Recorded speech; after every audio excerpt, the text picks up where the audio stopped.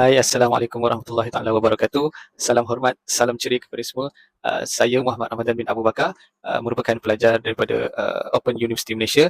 Di sini saya akan buat satu perbincangan berkenaan dengan subjek psikologi pendidikan, di mana subjek psikologi pendidikan ini saya memilih topik perbezaan individu. Baik, anda semua sudah ready? Sudah bersedia? Let's go. Sebagai pengenalan kepada topik perbezaan individu ini, suka saya ingin menyatakan bahawa setiap manusia ataupun setiap individu yang diciptakan oleh Tuhan mempunyai karakteristik ataupun karakter tingkah laku yang berbeza-beza. Untuk definisi perbezaan individu, okey, saya ingin memetik dua tokoh yang terkenal. Okey, itu yang pertama adalah Burridge dan Tomori 1997 dan juga yang kedua adalah Woolfolk pada tahun 2016. Okey, baik, kita akan pergi satu-satu apakah pandangan mereka terhadap perbezaan individu ini. Okay, yang pertama adalah Burridge and Tomori. Okay, Burridge and Tomori mereka berpendapat bahawa perbezaan individu ini kita boleh melihat dari segi variasi yang boleh diperhatikan dalam kalangan mana-mana ahli kumpulan. Okay, sebagai contoh perangai, tahap tenaga, pola persahabatan dan juga perhubungan rapat antara ibu, ayah dan juga anak. Okay, kita pergi terus kepada peringkat yang pertama iaitu perangai. Okay, sebahagian besar yang kita ketahui perangai adalah satu sifat personality ataupun keemosian dan juga pola tingkah laku yang sebahagian besarnya diwarisi oleh daripada ibu bapa setiap individu ataupun pelajar. Okey, itu sebagai general. Okey, kita pergi sebagai contoh di sekolah ataupun di bilik darjah. Okey, pelajar A, Zubair dan juga pelajar B, Samsul. Okey, pelajar A, Zubair ini karakter dia sedikit nakal. Okey, berbanding dengan pelajar B iaitu Samsul yang lebih bersifat pendiam. Okey, ada situasinya adalah Zubair dia lebih bersifat membantu.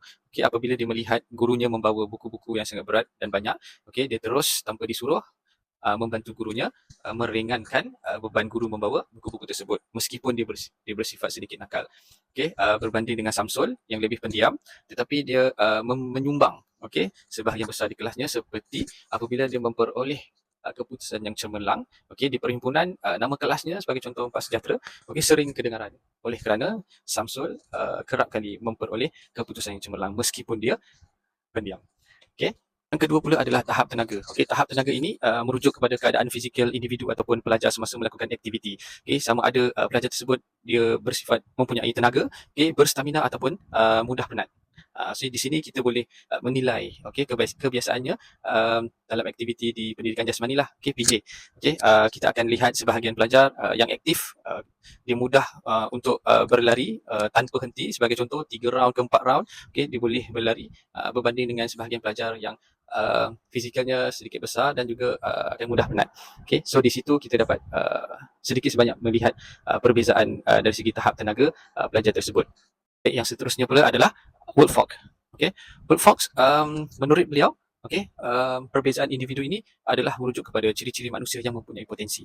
Mempunyai potensi apa? Okay, dia memberikan dua, iaitu yang pertama adalah membina keupayaan individu. Okay, yang kedua pula adalah keterbatasan ataupun keupayaan terbatas individu untuk belajar di dalam persekitaran sekolah.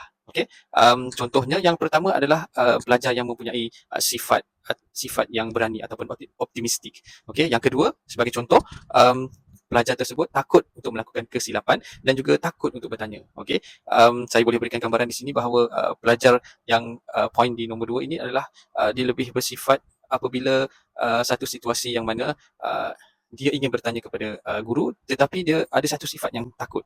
Okey, takut kepada guru, takut jikalau soalannya mengundang tawa kepada rakan-rakan di dalam bilik darjah. Aspek-aspek perbezaan individu. Okay, menurut Papalia Ols dan Fieldman pada tahun 2017.